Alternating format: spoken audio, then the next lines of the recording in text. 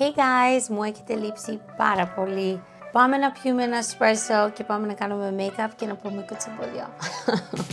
Πολύ ωραίο το espresso. Αυτό είναι το δεύτερο μου espresso και είναι μόνο 10 η ώρα το πρωί. Πάμε να κάνουμε λίγο skin prep. I love να γυαλίζει το πρόσωπό μου. I love it. Δεν με πειράζει. Όχι να γυαλίζει, εννοώ να κάνει glow. Εύχομαι να περάσετε πολύ ωραία αυτό το καλοκαίρι. Εγώ πήγα με τα παιδιά που πήγαμε Καλιφόρνια.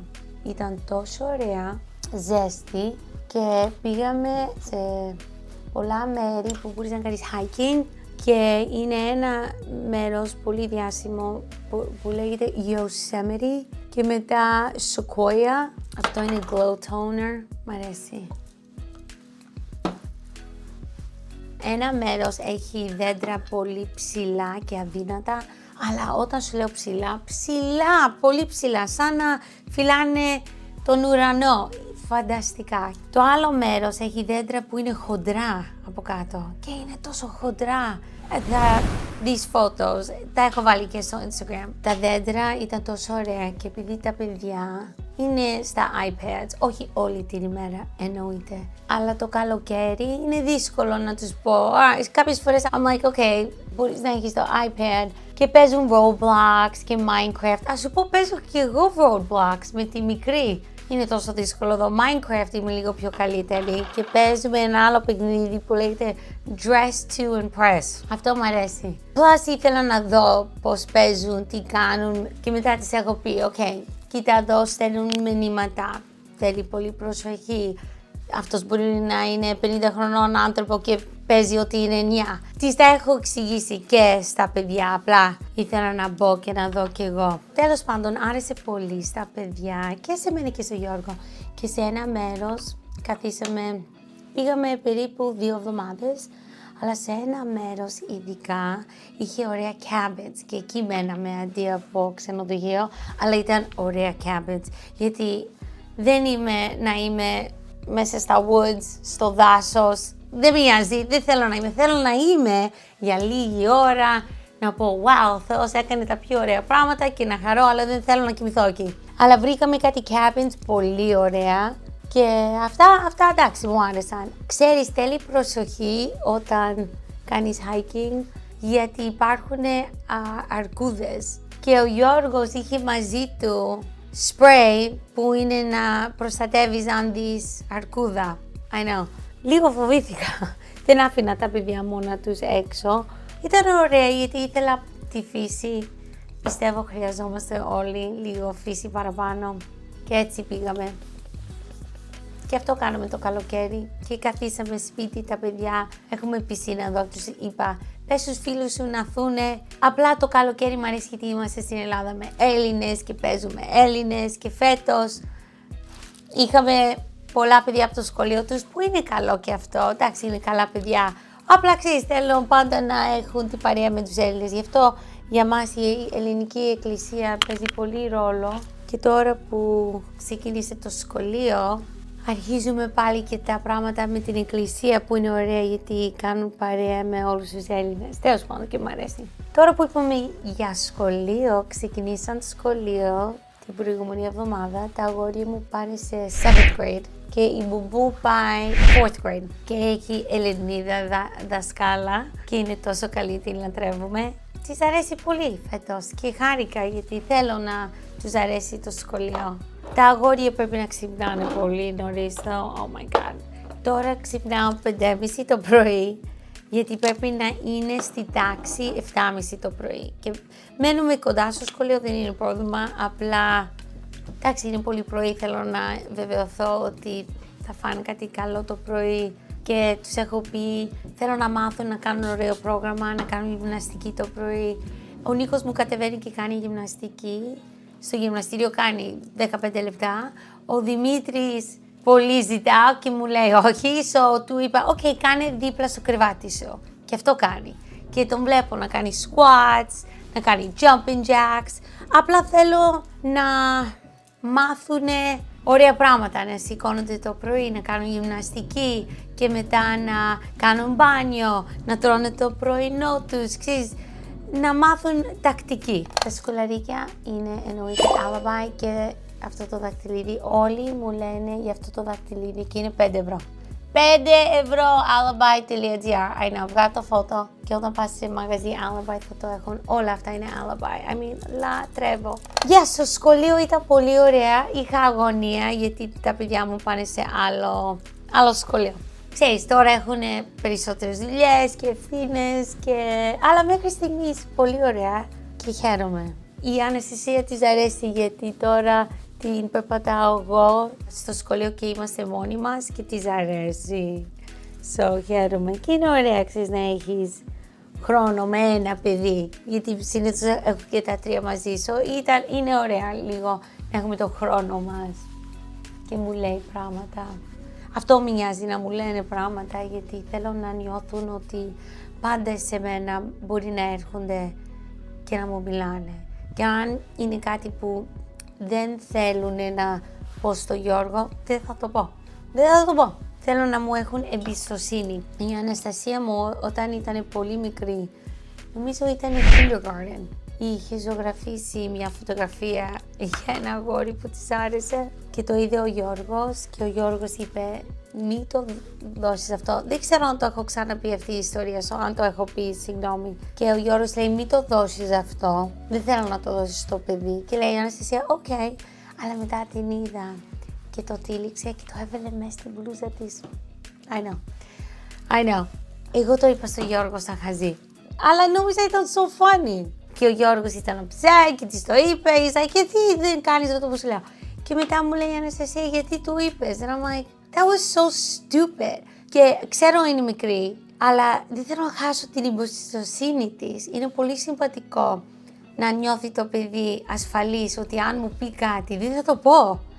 Και είπα στον εαυτό μου δεν θα το ξανακάνω αυτό. Και όντως δεν το κάνω και της είπα συγγνώμη, αλλά γενικά μετά είπα ξέρεις τι, αν μου πούνε τίποτα δεν θα το πω σε κανέναν και δεν θα το πω και στο Γιώργο αν δεν θέλουν να μάθει ο παπάς. Γιατί θέλω να νιώθουν πολύ ασφαλείς να μου πούνε τα πάντα, γιατί είχα διαβάσει ότι αν τα παιδιά δεν σου λένε τα μικρά πράγματα, την καθημερινότητά τους ή κάτι μικρό, like, έγινε αυτό και αυτό, δεν θα σου πούνε τα σοβαρά.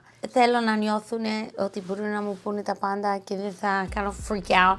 Like, okay, τι έγινε. Κρατιέμαι sometimes, γιατί τα αγόρια τώρα αρχίζουν και μου λένε, I'm like, wait, what? Κάθε χρόνο κάνουμε φωτογραφία την πρώτη μέρα που ξεκινάνε όλοι σχολείο και φέτος είναι η πρώτη χρονιά που δεν προλάβαμε να κάνουμε την πρώτη φωτογραφία γιατί όντως είναι τόσο νωρίς και είχαμε όλη αγωνία. Θα το βγάλουμε κάποια στιγμή γιατί είναι tradition που το κάνουμε, απλά δεν έχουμε προλάβει. Αλλά μίλαγα με τα παιδιά μου και τους έλεγα ότι δεν θέλω να έχουν loser mentality. Τι σημαίνει loser mentality? Για μένα τι σημαίνει? Όταν δεν προσπαθείς καθόλου. Για παράδειγμα, εγώ έβαλα extensions σήμερα, τα μαλλιά μου είναι πιο κοντά, αλλά είχα όρεξη για extensions. Αλλά την πρώτη φορά που έμαθα να κάνω extensions, oh my goodness, χάλια τα έκανα. Και έβγαινα έξω με τα extensions που τα έκανα εγώ, τα έραβα και όλα. Πέφτανε ή φαινόντουσαν, μίλαγα σε κάποιον και έβλεπα τα μάτια τους να πάνε like και έλεγα φαίνεται extension. Που για μένα είναι επιτυχία, γιατί προσπαθώ. Και για μένα είναι πολύ πιο σπουδαίο να προσπαθείς πράγματα. Εμένα μ' αρέσει να μαθαίνω. I love it. Μετά ήθελα να μάθω για περούκες και πάλι δεν είχα καταλάβει πώς θα κάνω εδώ. Το έβλεπες, σε μερικές φωτογραφίες μπορεί και να το δεις αν κάνεις zoom in. Ήθελα να μάθω και δεν το βρίσκω κακό καθόλου. Και τώρα ξέρω να κάνω extensions, τα βάζω. Εντάξει, βιάστηκα λίγο, τα έκανα σήμερα, so δεν είναι like perfect, but that's not the point. Το point είναι, loser mentality είναι να μην προσπαθείς. Και έτσι έχω μάθει τα παιδιά, I'm like, προσπάθα. Για μένα είσαι winner όταν προσπαθείς. Loser είναι όταν δεν προσπαθείς. Λες, what's the point? Και έχεις negative attitude. Το negative είναι το πιο εύκολο να είσαι. Ήθελα να μιλήσω λίγο για mentality. Να μην έχουμε loser mentality. Προσπάθα. Και μη σε νοιάζει τι θα πούνε οι άλλοι, γιατί τα έχουμε πει αυτά. Αλλά πάντα θα μιλάνε anyways. Τι σε νοιάζει.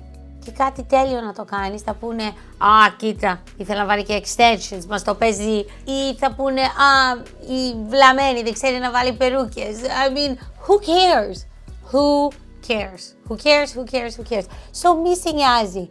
So προσπαθώ να μάθω τα παιδιά μου να μην φοβούνται, να είναι δυνατοί. Και πριν τους αφήνω για το σχολείο, τους λέω μην αφήνεις τον κόσμο να σε αλλάζει, εσύ άλλαξε τον κόσμο. Γιατί ξέρεις τώρα πάνε σε ηλικία που έχουν κινητά. Τώρα ο Νίκος έχει κινητό, ο Δημήτρης δεν ήθελε, έχει το ρολόι να μπορώ να τον βρω. Δεν είναι iWatch, είναι πιο πολύ για τα παιδάκια να μην μπορούν να ξέρω πού είναι και να μπορεί να με παίρνει τηλέφωνο. Αλλά ο Νίκος μου ζήτησε, μου λέει μαμά μπορώ να έχω, οκ, το συζήτησα με τον Γιώργο και του έδωσα.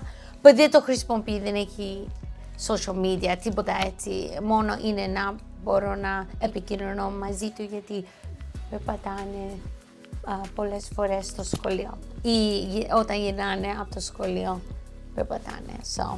Μετά, πολλά για τα παιδιά σήμερα λέω, αλλά κάτι άλλο για τα παιδιά θέλω να πω, ότι ο Δημήτρης, δεν θυμάμαι ακριβώς τι έγινε, αλλά είχε έρθει κάτω, and I'm like, αλλά σκεφτόμουν κάτι άλλο, αλλά για κάποιο λόγο νόμιζε, το είδα ότι νόμιζε ο Δημήτρης μου ότι μίλαγα για αυτόν. Και ήταν like σοκαρισμένος και πήγε πάνω στο δωμάτιο του. And I'm like, νομίζει η έκφρασή μου μίλαγα για αυτόν. Σκεφτόμουν κάτι, γιατί εγώ είμαι πολύ εκφραστική και ό,τι σκέφτομαι είναι στο πρόσωπό μου. Αν θέλω να το κρύψω, το κρύβω εδώ. Anyways. Και τρέχω πάνω στο δωμάτιο του και του λέω, Honey, νόμιζες ότι ήμουν εκνευρισμένη μαζί σου από το πρόσωπό μου? Και μου λέει, φαινόσουν αγχωμένη και δεν θέλω να σε αγχώσω. Και του είπα, listen, είσαι παιδί και μπορεί να νομίζεις αν κάνεις κάτι και αν πω κάτι παραπάνω ότι φταίς. Γιατί είναι παιδί, σου νομίζει ότι όλα πάει γύρω του. Πώς θα σας πω. Του εξήγησα ότι αν το πρόσωπό μου δείχνει κάτι ή του μπαμπά ή της γιαγιάς, μην το παίρνεις προσωπικά, δεν έχει να κάνει με σένα, μπορεί να έχω κάτι άλλο στο μυαλό μου. Η αγάπη μου για σένα δεν αλλάζει ποτέ. Και νιώθω ότι άναψε λαμπάκι, είναι like, τώρα όταν θέλει να έρθει κάτω και μου πει κάτι και αν έχω πολλή δουλειά και θέλω να ακούσω την ιστορία του, είναι σημαντικό να το ακούσω. Απλά δεν μπορώ να του δώσω την προσοχή που θέλω.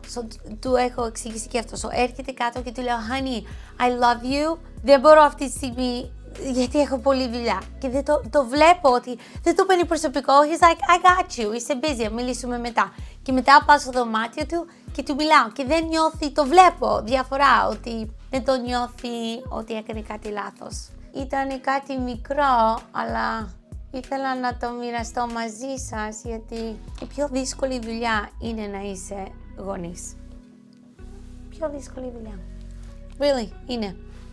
Μου έχει τελειώσει, είναι το αγαπημένο μου. Είναι μόνο στην Ελλάδα, 17, νούμερο 47 και δεν το φτιάχνουν άλλο. Κοίτα αυτό το χρώμα, είναι τέλειο, είναι mauve, είναι my favorite. Επίσης, η Αναστασία, μέσα στο καλοκαίρι, έχω πολλές φωτογραφίες παντού. Και έχω φωτογραφίες που δεν την είχα γεννήσει ακόμα. Και είναι μόνο εγώ, ο Γιώργος και τα αγόρια. Και μία μέρα, I don't know, ήταν σαν λίγο νευρική και της κάνω, what's the matter? Μου έλεγε κάτι, I'm like, no, είναι κάτι άλλο. What's the matter? Και την κοίταγα στα μάτια και μου λέει, you know, έχεις όλες τις φωτογραφίες με τον Δημήτρη και τον Νίκο, δεν έχεις εμένα. And I'm like, what? Πώς σκέφτεται το παιδί? Έβλεπε όλες τις φώτος και στο μυαλό της λέει, δεν μ' αγαπάνε. Oh my god, τρελάθηκα. Της λέω, μπουμπού, έλα εδώ, να σου εξηγήσω. First of all, δεν είχες γεννηθεί. Σε αυτή τη φωτογραφία, σε αυτή της τα έδειξα. Δεύτερο, ξέρεις πόση δουλειά είναι να βγάζω τις φωτογραφίες και να τα κάνω print? Είναι πολλή δουλειά. Έχω πολλές φωτογραφίες, αλλά εντάξει, να έχω συνέχεια φωτογραφίες καινούριες και αυτό θέλει δουλειά. Και τρίτο, αγάπη μου, ξέρεις τι, θέλεις να έχεις έναν τοίχο που είναι μόνο η φωτογραφία σου? Και μου κάνει ναι. So, την άφησα στην κουζίνα, θα σας δείξω, να κάνει ένα μέρος που είναι όλες οι φωτογραφίες της. Και ήταν τόσο χαρούμενη. Αλλά μετά που τελείωσε λέει, δεν είναι σωστό μόνο εγώ έχω τοίχο, μήπως το άλλο τοίχο να κάνω με τον Δημήτρη και τον Νίκο? I said, okay, εσύ κάντο. και την άφησα να το κάνει και τώρα βλέπω ότι έχει φύγει και το κατάλαβε. Αλλά πάλι έχει πλάκα, αλλά πιστεύω θέλει προσοχή, ξέρεις, με τα παιδιά, γιατί αυτό που σκέφτονται είναι σημαντικό λίγο να το λύσουμε, γιατί μπορεί να ξεφύγει το πάμε και η μικρή να νόμιζε ότι δεν την αγαπούσαμε. Δεν είχε καταλάβει ότι δεν είχε γεννηθεί, γιατί να είναι στη φωτογραφία. So, να γράψετε comments από κάτω, να μου πείτε τι άλλο θα ήθελες να συζητήσουμε. Ξέρω σήμερα είπαμε πολλά για παιδιά και ψυχολογία και σας αγαπώ πολύ. Θα τα πούμε στο επόμενο.